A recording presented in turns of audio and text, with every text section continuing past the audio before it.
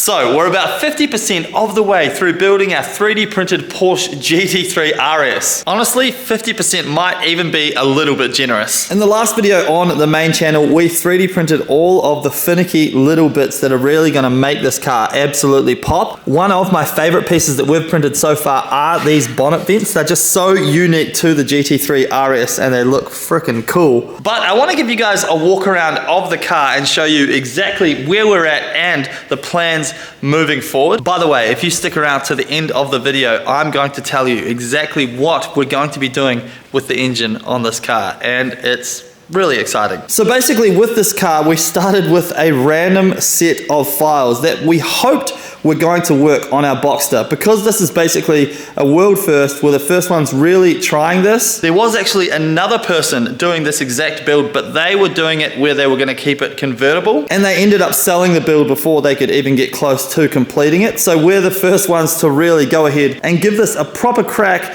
doing the whole car, the roof, everything like that. And I would say for the most part, everything's gone really smoothly. As you can see, the panels have printed up really well. It's kind of crazy to think that these are all random pieces put together and they fit quite nicely. But as you can see, everything's kind of just tentatively sitting here for the moment. And I guess for me, the first goal was just to get everything printed and see how it fit on the car, to see exactly what we were in for and even if it was going to work. We're well and truly past that phase now, and I'm very confident that this is all going to come together super nice, but there are still so many hurdles that we need to get over before this thing looks how I hope it will look when it's finished. So starting at the front here, obviously we do have our bumper tentatively mounted. So it's only mounted in the middle.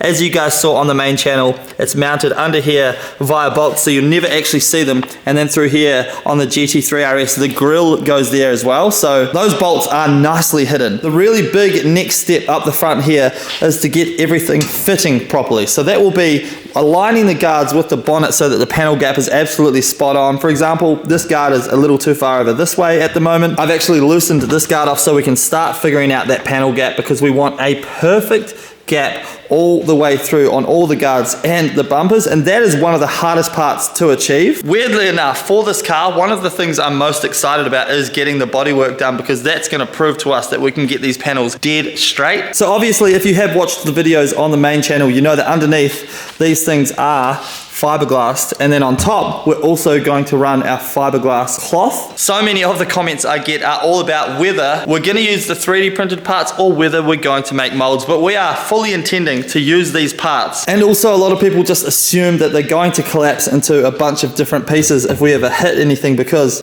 well, they're made up of a bunch of different pieces, but that's really not the case. All we're doing with the 3D printed parts is using them for the shape. Once you've fiberglassed underneath and on top, really these pieces are super strong. In fact, they would be just as strong as a fiberglass piece like you see on this car right here. So this is an S13 Silvia with an S15 front. This is a fiberglass bonnet. This is a fiberglass bumper. And the plastic that we're using for this build is 6mm thick. And then you add the fiberglass on the back and the top, and you have yourself something super sturdy that will be just as good as your fiberglass piece. Obviously, underneath the bonnet, we've used the stock crash structure. So this is the skin from the Boxster underneath on the bonnet, which worked super well because that meant we got to retain our stock mounting pieces, which is really nice. But one of the things we do need to do is modify the hinges at the back, because currently the back of the bonnet does hit just here when you open it up. But all we're going to do is modify the hinges so that we extend where this part goes. See, there's like a gap here. We're going to basically extend that as far back as it can go back here before it fouls on this piece, and that means our bonnet should come up nicely and clear perfectly, but we can't open it up all the way at the moment. So it's little things like that that you're constantly coming up against when you're doing a build like this. So like I said, our front bumper's mounted in the middle. What we're going to do from there is actually extend around in the front here. So basically what we'll do is we'll line all of this up perfectly so it's all set on the car super nice. Then we'll basically jack it up, take the wheels off, and we can work all inside here. And we're going to mount the bumper perfectly, and we're also going to mount our guard perfectly so that we can remove it via bolts separately from obviously the bumper, and it will basically have a mounting system just like it would from stock, but obviously it will be different because it's our own mounting system. But the goal is of course being able to remove all of this stuff really easily if we ever have to service anything or do any jobs. But other than the mounting up front here, everything is fairly well sorted other than the bodywork of course. But moving on towards the back end of the car, and this is where things start to get really complicated. So obviously our files have all of the shape, as you can see, but they're missing some fundamental parts of the car. And that is everything past this point right here. So here we have basically a sharp edge, but if you have the Porsche window and you put that in here, it's going to fall directly through. And that's because on any normal car, what you'd have is a lip that comes out of here and up. It would probably end somewhere here. It kind of curves in towards the car and up. We don't have any of those lips anywhere on the car. So that is something that we're going to have to make ourselves, which is quite complicated, and a lot of that will be made out of fiberglass. So basically any fiberglass kit, if you bought it, would have this lip, and it goes all the way up, and it's basically a lip that also allows us to mount all of our door seals. So if you can see, there's the lip right here on a stock car. Obviously it's made out of metal and it ends right here. So for our B-pillar, we're gonna have to carry that lip all the way up. We're gonna make a custom B-pillar that goes up through here. That basically supports the roof, and then that lip has to come all the way through here because that is where the rubber mounts to. So our kit doesn't have that. That's a big deal. And that carries on through all the way through the back window here. And I think that's something that a lot of people wouldn't think about, myself included. So obviously we started printing all these parts, started mounting it all up, and that's when we come to the realization that we're missing fundamental parts like that. But if I'm honest, that's a part of the challenge that I am very excited for. I think we can overcome it pretty easily. For example, with the window, what we're going to do is you simply cut out a piece of cardboard the exact same shape as the window. Then you can overlay fiberglass on the back of that cardboard, then let the fiberglass dry. Then you pull it off and you've got that lip shape that you essentially can then mount to the inside of the car. So it's not crazy hard, but it is a problem that you kind of have to solve. And then to reinforce all these parts. So I'm definitely new to the fiberglass scene and I'm learning as I go. But I was actually watching Tofu Auto Works build the other day. Check it out on the YouTube. They're doing a very similar thing to what we're doing, but they're 3D printing their pieces and then they're making molds. But basically, as you can see on the screen right now, they're running foam over their pieces, which is actually quite a common thing to do. And then you fiberglass over top of the foam.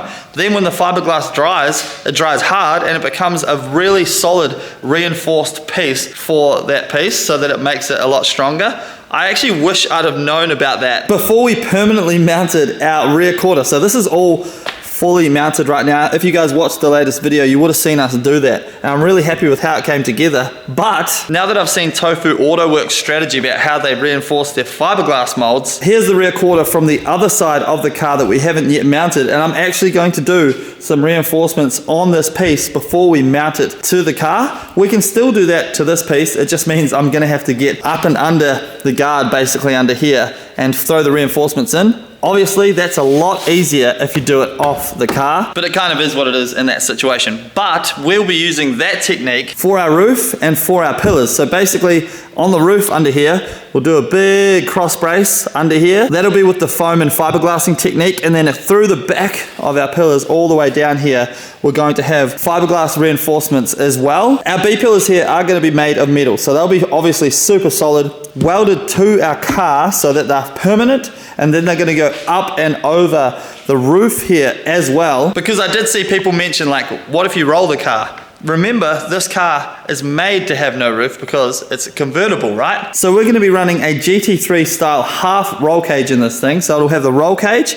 That's going to tie into these parts down here because we've removed some metal behind here, right? So this is the metal that we've removed from both sides to make the body fit. Obviously that would make the side of the car weaker. We need to reinforce that. So we're actually going to tie the sides of the car into our roll cage that'll go up and over. So that'll be super strong so that if we ever do get hit in the side, we're very well protected inside the car, and it'll actually be stronger than it was from factory once we're finished with it. Because of course this is going to be a street car and safety is a massive concern. We want to make sure that when we're driving this thing, we are enjoying it and super safe without too many risks. And to mount our roof, we're gonna run metal strips along here that will essentially sit under here. This will bond to our metal strips that are welded along here. We're gonna have to take our time with them because we obviously don't want to deform the metal that's across here. Then underneath this tape, basically, we're gonna have to bond this and this to our nice new metal. Then it'll be reinforced along here.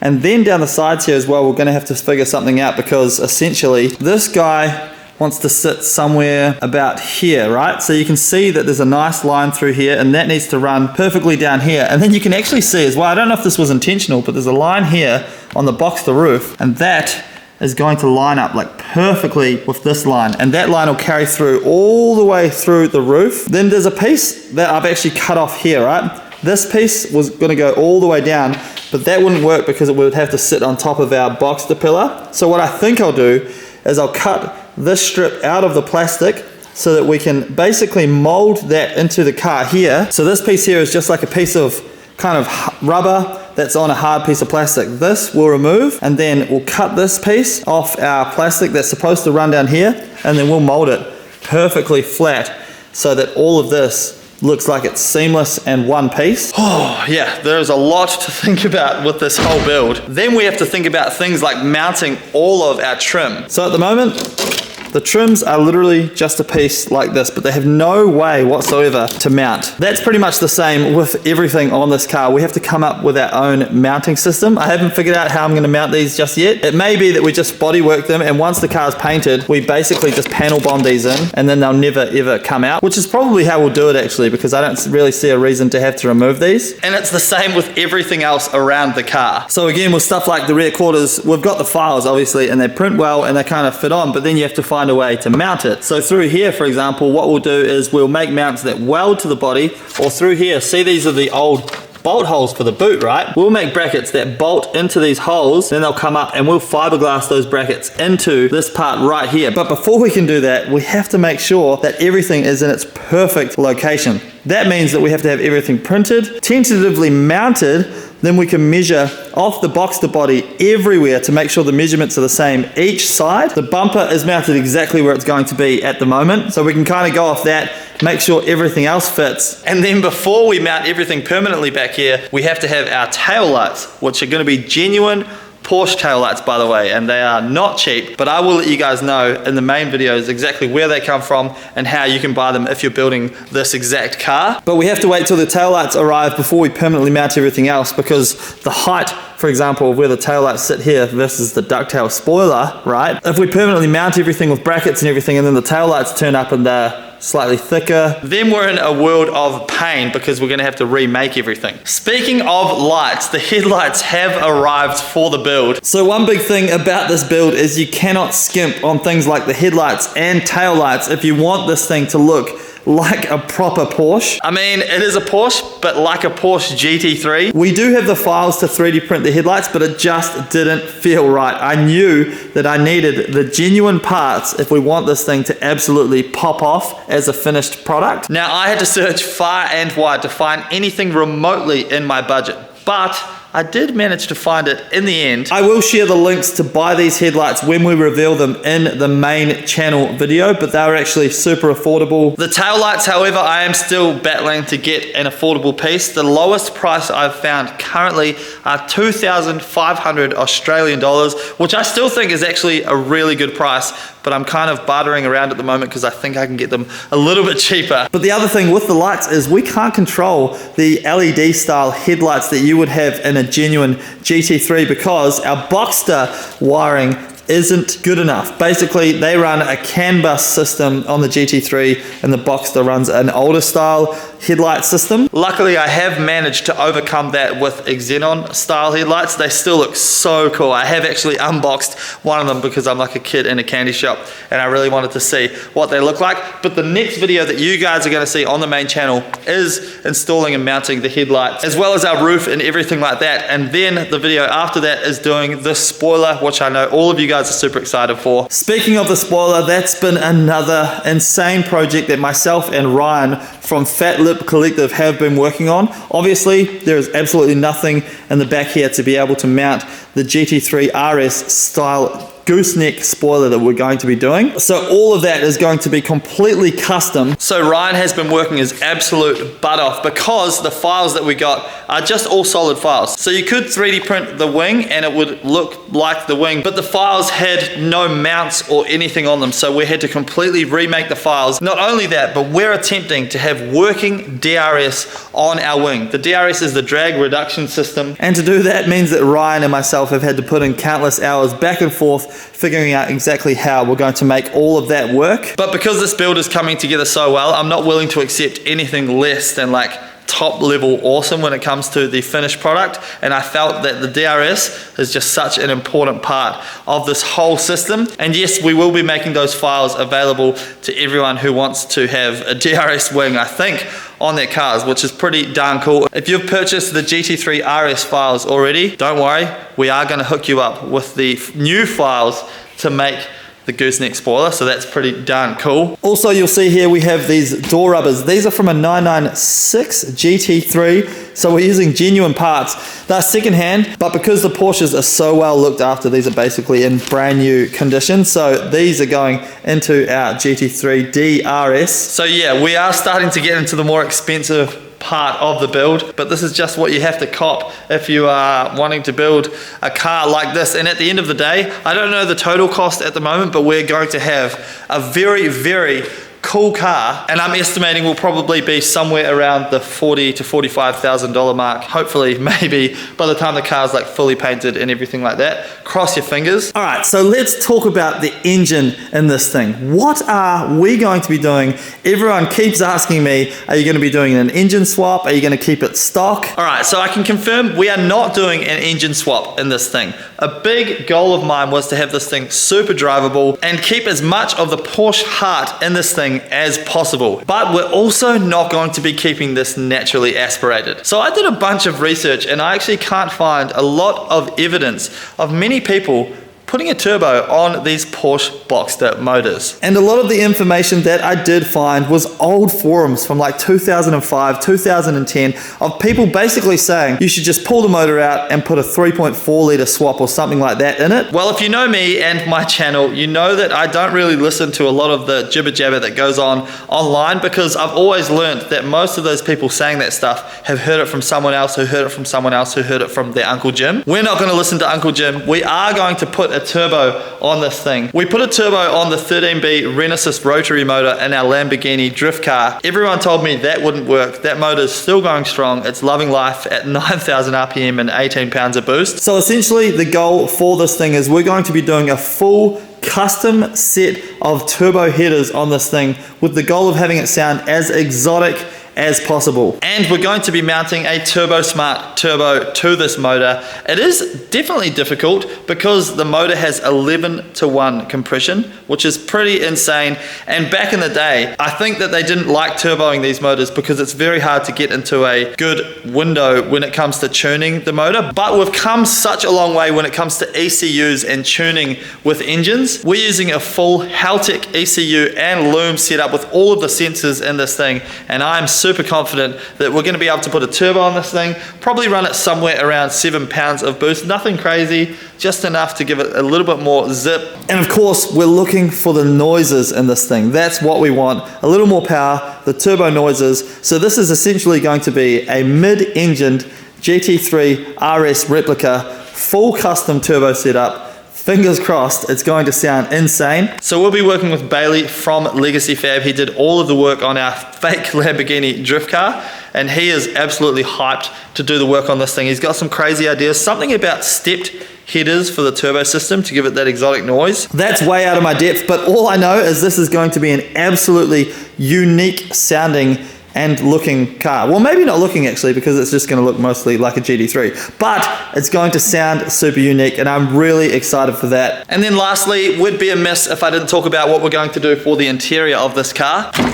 So at the moment, the interior is looking really dirty, and I apologize for that. But for the interior, we're going to keep it a little more simple than you'd think. So I actually do not mind what's going on in here, other than maybe the center console, which does look pretty dated. But we are putting our Raceworks seats in this thing. So these seats are absolutely gorgeous. They're FIA approved. They're one of my favorite bucket seats. I'll show you guys a more in-depth look at those seats when we actually install them on the main channel. I think what we're going to do is cover the steering wheel. We're going to get that custom Alcantara covered, but I actually really like the 3-spoke steering wheels that come on these Boxsters. And just to make things a little more modern, we will be running a Haltech UC10 digital dash. So we're getting rid of all of the dash cluster basically in here. And Haltech have provided us with the UC10. They are an insane dash. And what we're going to do is we're going to have the GT3 RS layout on the dash. So it'll look pretty GT3-like. Haltech said that they can do that for us and help us out with that, with all of the custom displays that they do on the dashes, which is super exciting. So that means that we're going to have the stock body loom in this car, but then have a full custom engine loom with the ECU and the dash and all that. We'll upgrade all of the shifter linkages and everything because this is manual, and we'll put a GT3 RS style shift knob and all of that stuff. We're going to 3D print the center console, which is the GT3 RS center console. That has the cup holder and stuff in it, which looks super cool. And then I'm thinking on a bunch of the parts, we're just going to cover some stuff in suede. There's this really cool adhesive backed suede stuff that you can use. We used on the wing on our Lamborghini drift car. Really nice to lay, but it's just going to give us the modern touch on the interior in certain parts just to kind of bring it all to life. But I don't really want to overcomplicate the interior. I'm pretty keen just to keep it pretty simple and have it look as modern as possible without taking too much away from what's already here. But of course we are 3D printing the roof lining, which goes underneath here, and that will be covered in this and that will be covered in the suede wrap also. So yeah, plenty of stuff going on, but that is officially your guys' update of where we are at with the GT3 RS and all the thoughts in my brain when it comes to where we're going from here to get this build to where we want to get it to. Lastly, for anyone wondering, this thing is getting a full show car paint job and you're not even ready for the color. It is absolutely insane. But that's a wrap. I'll see you guys in the next video on the main channel. Thank you for watching V2. Don't forget to hit subscribe. I'll see you later. Bye.